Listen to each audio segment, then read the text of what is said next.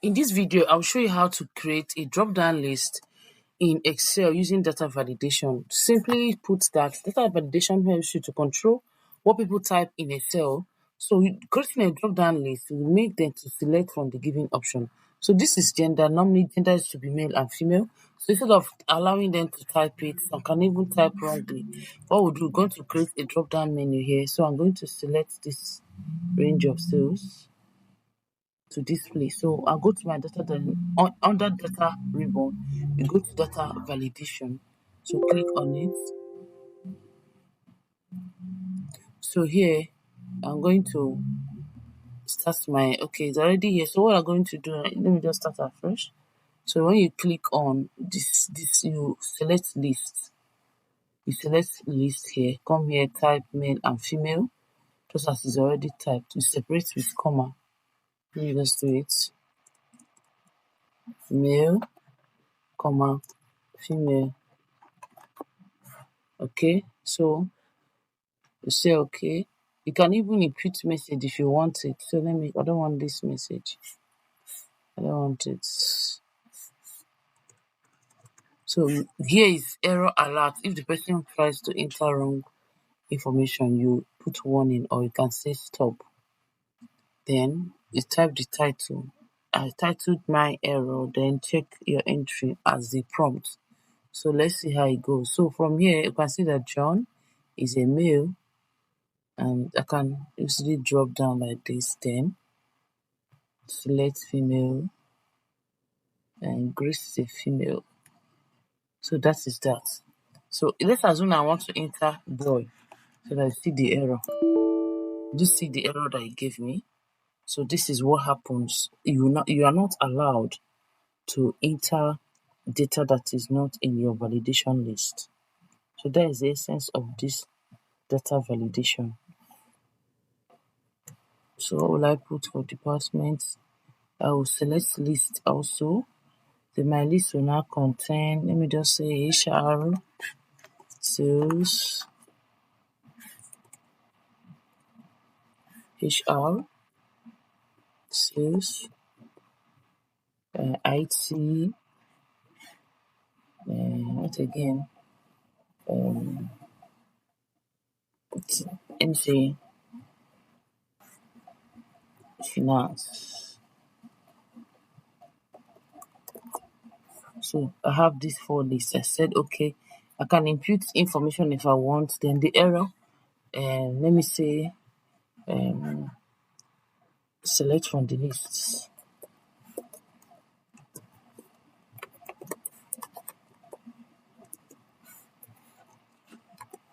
My title will be, let me just say, let me use one.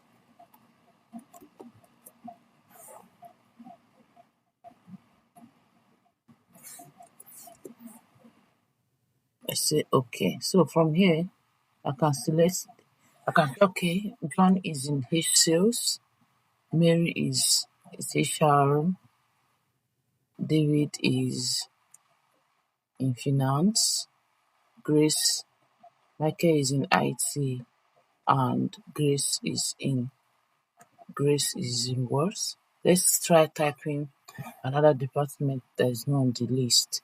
So let me say Grace is in health to see the error I will get. Good. It just want me that should select from the list. So this is how you get correct data from your entry. So I'll just come and select sales. So when it comes to status 2, let's just do that now. I'm going to create another validation. You select the cell, go to data validation in your data menu. So this time around, let me see. I'll see from the list. I will type in active, if the staff is still active, inactive. Then we have on leave.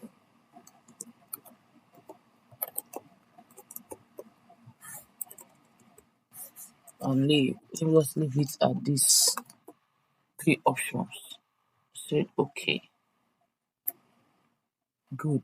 So here I'll select active, inactive, on leave. If I still want to type sick, let me just say put sick. It will prompt me that the data I put does not align with the data validation restriction. So this is very, very good in data entry so that persons will know your office, if your staff will not be entering any data in the cells. So this gives you validation and the integrity, maintains the integrity of your file. So I hope you learned something from this little explanation of data validation.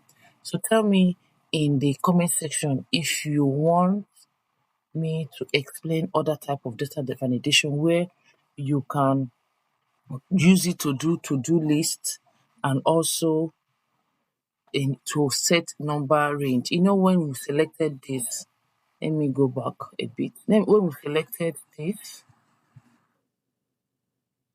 we have lists. We have a lot of them. So tell me if you want me to make other ways to do data validation.